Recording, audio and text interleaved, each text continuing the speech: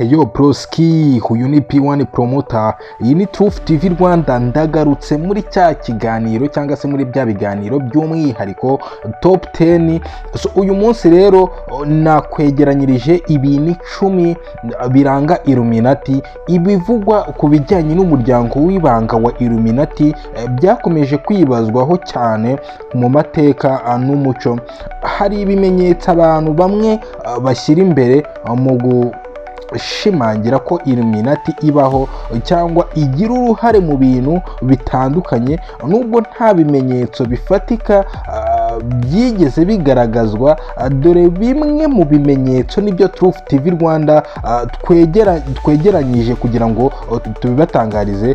Dore bimwe rero mu bimenyetso abantu bashyira imbere bavuga ko bishobora kugaragaza ko Illuminati ibaho. Nkuko bisanzwe rero kaduhere ku mwanya wa 10 tugende tumanuka. Kugenzura ibitangazamakuru. Abantu benshi batekereza ko Illuminati igira uruhare mu kugenzura ibitangazamakuru no gucengera ibitekerezo bitangwa, bityo bakagenga uko abantu batekereza n'uko bagira imitekerereze ku buzima n'imibereho yabo. Urumva rero ku mwanya wa 10 harimo uko Illuminati igenzura ibitangazamakuru. Ku mwanya wa 9 ibirori byihariye by'abakomeye. Bivugwa ko hari amwe mu mabwiriza y'ibirori biba hagati y'abagize Illuminati, aho habaho imigenzo itandukanye ijyanye n'ubupfumu no guha ibitambo nk'ikimenyetso cyo kugenzura ubuzima bw'abantu. Aho ni ku mwanya wa 9 ibirori byihariye by'abakomeye bigenzurwa na Illuminati. Ku mwanya wa 8 ibiganiro byihariye n'abagore bakomeye muri politike. Hari amahame avuga ko abagore bakomeye mu buyobozi n'ubukungu bafite ingufu zidasanzwe kubera ubufatanye n'umuryango w'ibanga wa Illuminati. Aho ni ku mwanya wa 8. Ku mwanya wa 7 ibitangazwa n'abavugwaho kuba barawuvuyemo. Hari abantu bavuga ko babaye muri Illuminati nyuma bakavamo, bakavuga ko bazi amabanga n'imikorere yayo, ndetse bakerekana uko bashobora kuba barabonye cyangwa se babonye ibimenyetso byo kugenzura isi bikorwa na Illuminati. Aho ni ku mwanya wa 7. Ku mwanya wa 6 imyizerere y'ubwenge bukora ku ruhande rw'ibanga. Ahangaha hariho impungenge z'uko Illuminati ishobora kuba ifitanye isano n'imyizerere y'ibikorwa by'ibanga n'ubushakashatsi bujyanye n'ubupfumu hamwe no gukoresha imbaraga z'ibanze z'ikirenga. Ahangaha rero ni ku mwanya wa 6 kuba Illuminati ikoresha imyizerere y'ubwenge bukora ku ruhande rw'ibanga.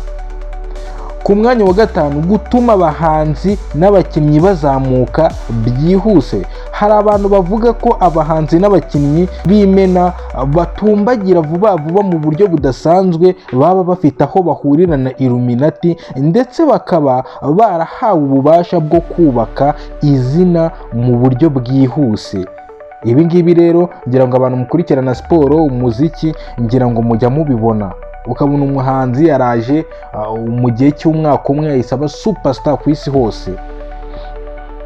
Ku mwanya wa 4 guteza imbere ingengabitekerezo y'isi imwe rukumbi, New World Order.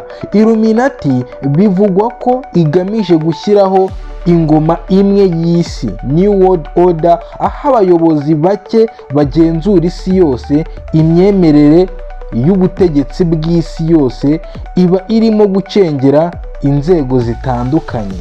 Urumva rero Illuminati irashaka kuzagenzura isi yose icyarimwe, kandi isi yose ikayoborwa mu buryo bumwe.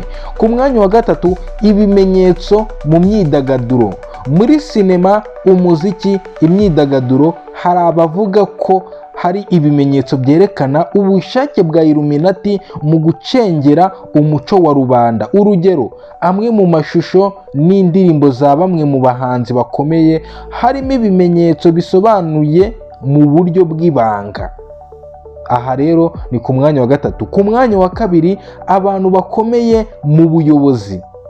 Hari abantu bemera ko bamwe mu bantu bafite ingufu nyinshi mu butegetsi, ubukungu n'ibindi bigo baba ari abanyamuryango ba Illuminati, babikoresha mu kugenzura ibihugu n'amahanga. Aho ni ku mwanya wa kabiri rero, abantu bakomeye mu buyobozi ku isi hose harimo ababa ari abagenti ba Illuminati cyangwa bakorera Illuminati. Ku mwanya wa mbere, ibimenyetso by'ubwenge n'ubushobozi. Abantu bavuga ko ibimenyetso nka piramide, ijisho ryo hejuru, all see eye, n'imikandara ifungiye ku rupapuro cyangwa se igaragara mu noti y'idolari rya Amerika bishobora kuba bihishe inyuma y'umuryango cyangwa se byihishe inyuma y'umuryango w'ibanga wa Illuminati.